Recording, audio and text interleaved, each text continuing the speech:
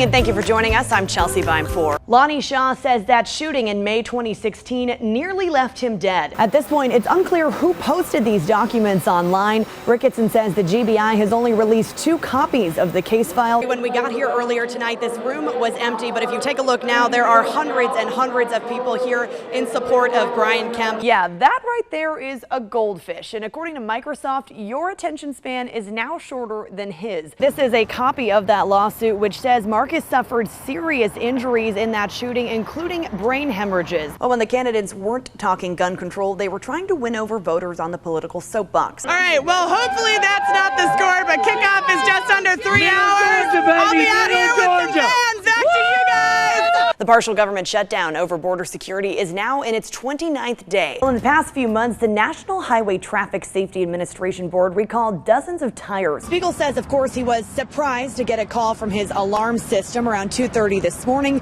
but what he saw in the surveillance tape surprised him even more. When might teachers actually start to see that in their paycheck? Some high-speed winds took the roof off of this Fort Valley home and blew the roof and most of the inside of the house into the backyard. Well, it was a whirlwind day here in Warner Robins as President Donald Trump and the First Lady touched down at Robins Air Force Base on Air Force One. We're down the hill from Central State Prison with News Drone 13, but if we got much closer, it would start to send that prison into lockdown.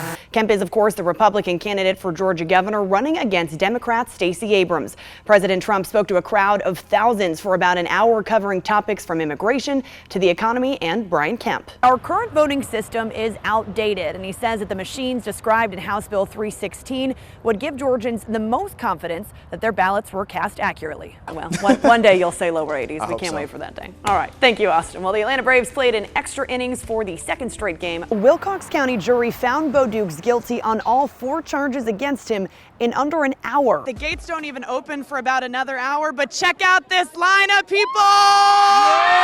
This morning, Secretary Wilson explained that there are 3 large maintenance depots across the country that do a majority of the work on military aircraft. Everything looks to be fairly normal on this gas pump, but here's the scary part. If there was a card skimmer inside this machine, you really wouldn't be able to tell. 660 games. That's how many times Bob Russian was here inside Sanford Stadium. And according to their data, religious vaccination exemptions have increased more than 7% in schools since 2013. Several of those accidents this weekend happened right here on Interstate 75. I'm going to be enjoying that wedge on Monday. All right, thank you, Austin. At least a good way to start the week off, you know? Yeah, not a bad one at all. Yeah, I don't know what the wedge was like, though, up in New York. The Braves played up in the Big Apple. I don't know if they have a wedge over there. I don't know if there was a wedge. But I know there's baseball, all right? And